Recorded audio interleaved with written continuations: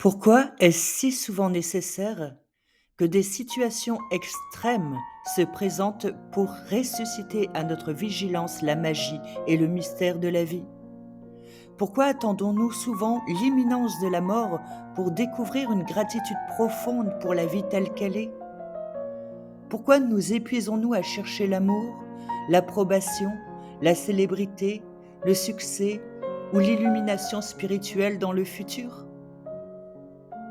Pourquoi attendre la tombe pour méditer? Pourquoi ajourner une prise directe avec la vie elle-même? Pourquoi ne pas s'abandonner à la vie? Que cherchons-nous exactement? Qu'attendons-nous? De quoi avons-nous peur? La vie à laquelle nous aspirons va-t-elle vraiment se manifester dans le futur? Ou bien est-ce toujours beaucoup plus proche de nous que cela? Ce livre traite de la complétude de la vie et de la possibilité de découvrir cette véritable complétude sur le champ, et non pas l'année prochaine, non pas demain, non pas un jour, mais tout de suite, au beau milieu de l'expérience qui se donne dans le présent, quelle qu'elle puisse être. Même si ce qui se donne à vivre est de l'inconfort et de la douleur associée à une aspiration à s'en libérer. Ce livre traite de la découverte de notre véritable identité, au-delà des idées que nous nous faisons, au-delà de ce qui a été appris, au-delà des histoires et des savoirs, au-delà de tous les concepts et de toutes les images.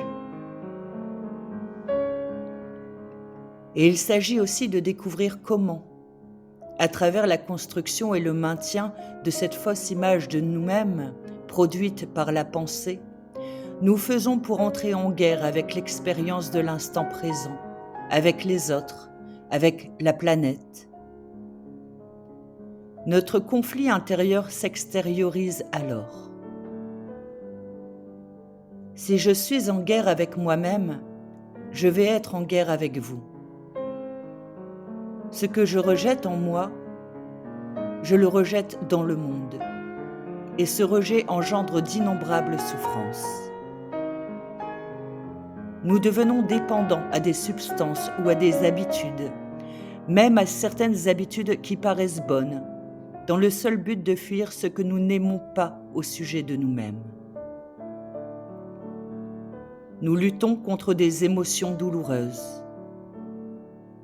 Nous sommes à la recherche d'une personne et d'une relation pour nous compléter.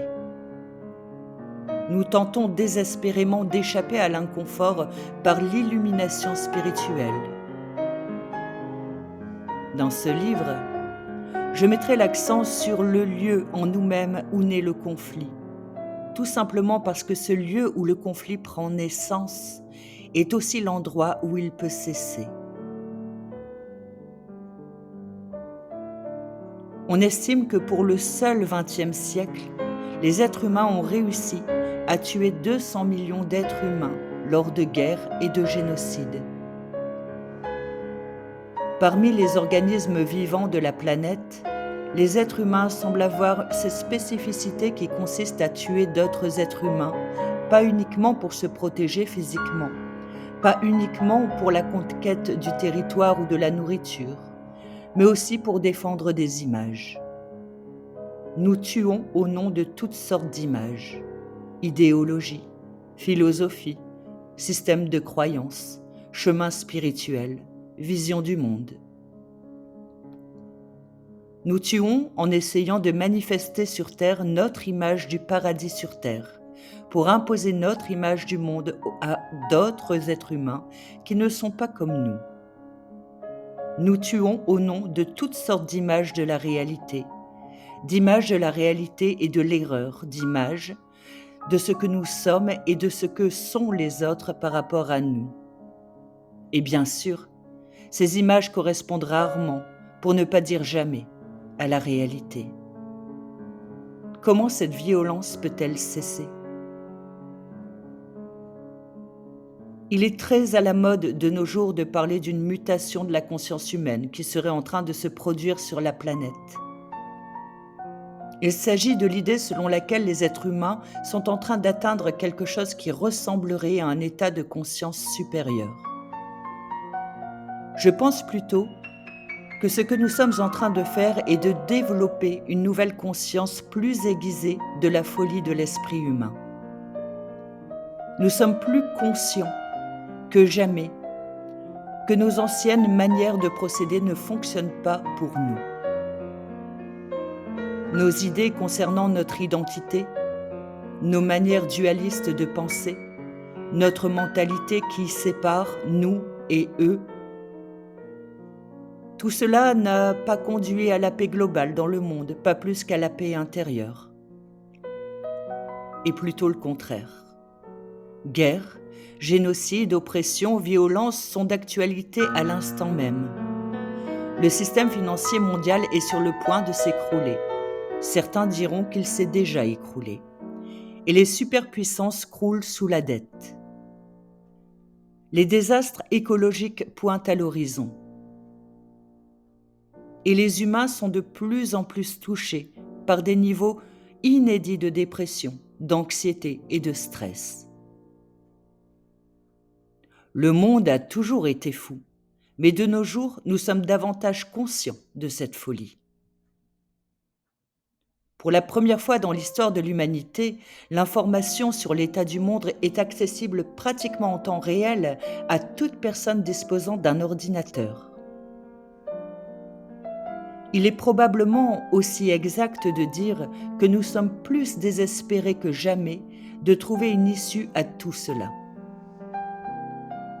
Ce livre n'a pour objet de régler tous les problèmes sur la planète. Je ne suis pas qualifié pour ces questions.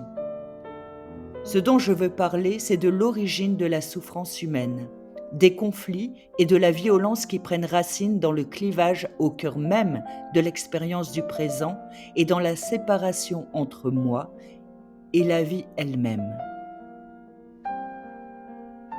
Si, d'une manière ou d'une autre, chacun d'entre nous ne fait pas corps avec son expérience de l'instant pour y guérir la folie et l'impression de séparation, il n'y a aucun espoir de trouver une issue à la folie collective de l'humanité. Si nous pouvons découvrir où la violence, la souffrance, la séparation vis-à-vis de la vie trouvent leur origine dans notre propre expérience, et si nous pouvons clairement voir et comprendre la souffrance que nous créons, nous serons alors en mesure de voir également comment nous créons de la souffrance chez autrui, chez ceux que nous aimons, dans nos villes, nos pays, nos continents et notre planète.